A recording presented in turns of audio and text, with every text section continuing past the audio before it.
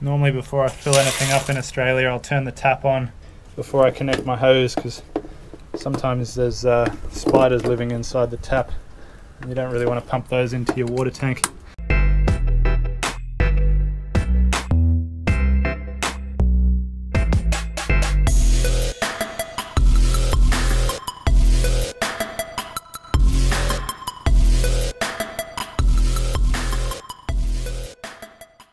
Hey guys, hope you're all doing well as usual.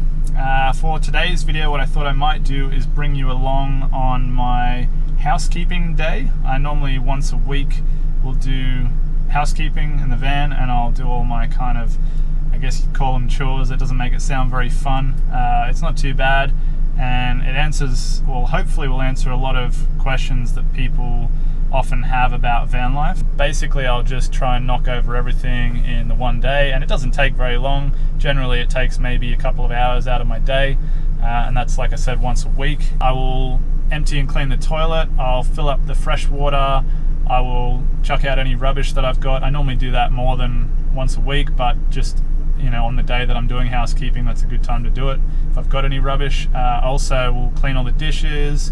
Again, I do that daily, but I tend to do a deeper clean, so I'll then spray and wipe the whole kitchen area and clean it all up. Sometimes I'll clean the vent fans, although I only do that maybe once a month, once every 2 months, just because they tend to get clogged up and you get oil and stuff builds up on the one above the kitchen. Also do my washing, and I'll show you that later, but generally I'll take that to a friend's house or a family member's house. The other thing that I would do, which I don't need to do today, is fill up my gas. So if one of my gas tanks, my LPG or propane, whatever you want to call it, runs out, I'll fill that up. But today I don't have any empties, so I don't need to worry about doing that. So this is a good example of a spot that I would use if I was going to empty my toilet and take out the rubbish, and also fill up with fresh water. There's a sort of an outdoor toilet block there, so that's handy, and then also there's some bins behind me, and not too far from here I know there's a tap that I can use to fill up. So I've actually got a pretty convenient spot for my toilet. Just move this out of the way. Didn't strap my bike in, so it's kind of moved while I've been driving around. Whoops. So this is the end of my bed, and then just down here you can see there's a little space, and if I pull this out, this is my chemical toilet, and it's in like a carry bag. So I'm sure most of you would have seen a chemical toilet before. Basically it's just this kind of cube looking thing. It's the bottom part is the sort of where the waste is stored. So you just take this whole piece off and store that somewhere while you empty this out. So if you take this, rotate it around, this little button here is like it's an air valve. So you press that while you're tipping it into the toilet, and allows air to come in through here. And it just allows everything to come out a bit easier. Also, when I'm emptying the toilet and cleaning it out, I'll take a bottle, so I'll fill it up with water, and I'll take that to rinse it out while I'm in there.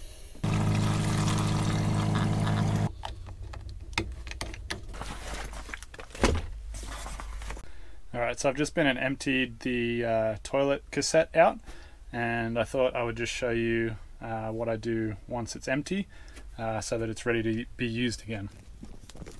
Basically, I just get another bottle of water, and you just open the slide up and pour some water in there. You're just meant to have a little bit of water to start off with.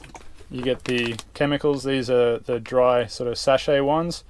It says to put 1 in there. I normally put 2 in there. That's just a personal preference thing. I don't know. I've actually never tried putting 1 in there. I wasn't that keen on the whole idea of a chemical toilet to begin with, so I wanted it to be as pleasurable an experience as possible. So I just get 2 of those, chuck them in, and it's ready to go again.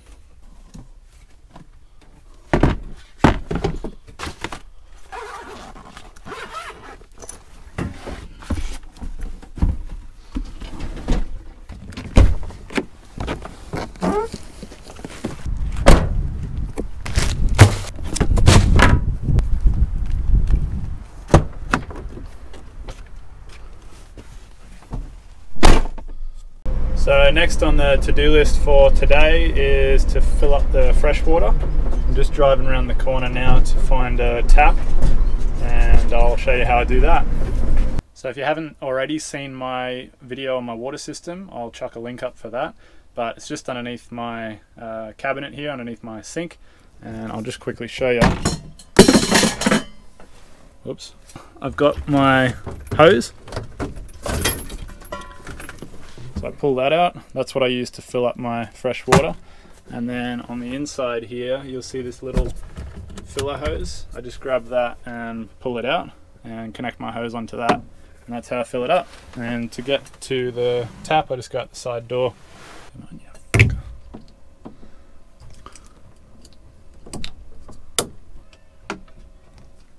My recommendation would also be to always have the correct fittings and have different sizes depending on where you are. You know, you want to make sure that whatever tap you're using, you can connect it up. So I know for this tap, I need this one here.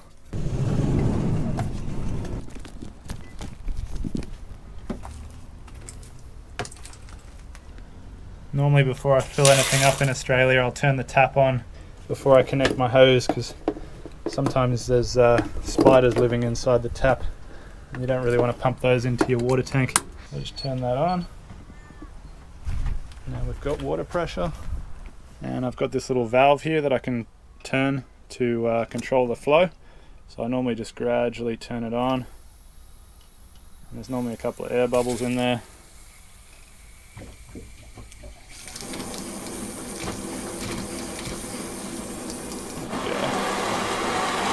That just fills up, and I know it's full once it starts going through the overflow and going out onto the floor. And it's full. Just turn that off there to stop it from filling up, so I can go out, turn the tap off, pull the hose off. Don't forget your little attachment. There we go. And bring it over, and I'll leave that down in the gutter, and then I'll show you how I get the water out of the hose. First of all, to relieve the pressure, I'll open the valve up, and then from there, it spills a little bit sometimes, but hopefully not too much. Put that back up there, start gathering the hose, and all the water will pour out of the bottom. Another thing that I do to make absolutely sure that no water is going to leak out while it's stored in there is I got one of these. It's just a double headed connector. Bring the other end around and connect the hose to itself, and then any water that is left in there will stay in there until next time. I mentioned earlier that I sometimes do the vacuuming, and to do that I've actually got a battery powered vacuum cleaner.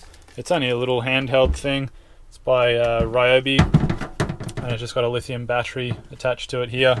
It's super simple. Just a switch to turn it on and off. And it's actually got this little attachment here if you want to get into harder to reach places.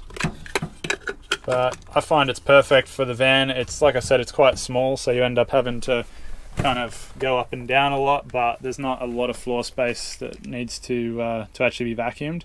So yeah, once every now and then I'll get the vacuum out, and that's what I use. And as far as charging the batteries, I actually bought the 12 volt adapter sort of charger to charge the Ryobi stuff, and I've mounted it behind here. So you can see there I've got a battery charger that's mounted and plugged in permanently, so I can charge this up. I can charge all my power tools, they're all Ryobi as well. Last thing on the list today, which again is another one of those things that everyone seems to ask questions about in the van community, is washing. Everyone wants to know where you do your washing, how you do your washing. I mean, it's not that hard, it's kind of simple, but I guess when you don't live that lifestyle, maybe it just seems like it would be a hurdle to get over. It's really not. Everyone knows someone with a washing machine, whether it's a friend, a family member, or if you don't, then there's places you can go and pay to use their washing machine. So, I mean, I've got friends and family that all live near where I live, and I can just use their washing machine anytime, so I do that. And then as far as drying the washing, I don't use a dryer.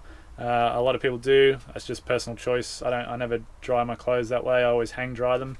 And to do that, if you haven't seen already in one of my previous videos, I've actually got a clothesline inside the van.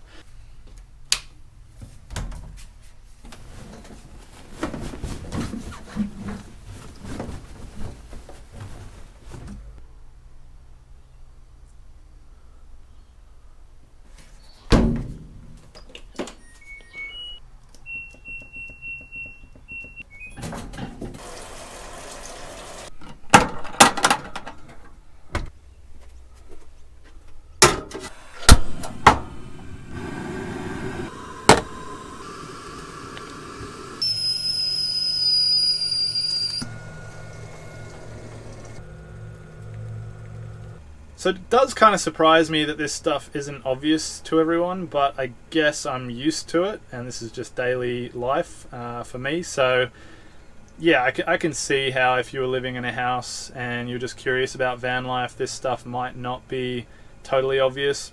I shower at the gym. I have a chemical toilet, but there's also public toilets everywhere. The gym has toilets, shopping centers have toilets, service stations have toilets, parks have toilets. 2 hours later. I guess people just don't think about it that often. I've seen a lot of other people, a lot of other van lifers say, like, where do you go to the toilet when you're not at home? You know, like if you're on a road trip or if you're out shopping or something. The shower is a little bit less obvious, I suppose, but I mean, these days most gyms are 24 hours, and also if you have a membership at one gym, it allows you access to a whole bunch of others. So yeah, you just shower there. And washing, well, they've got laundromats everywhere, but also most people, as I said before, know someone, either a family member or a friend or someone that has a washing machine. Get a lot of questions about it, so hopefully this has cleared it up. If you do have any other questions about this sort of stuff, or about anything really van related, then leave it in the comment section below, and if it's simple, I'll answer it. If not, then I might make a video on it at some point. And yeah, let me know what you guys thought of this video. Leave a like if you haven't already, and if you're watching this and you're not subscribed, then I guess subscribe. Hopefully you do, and I'll see you in the next video.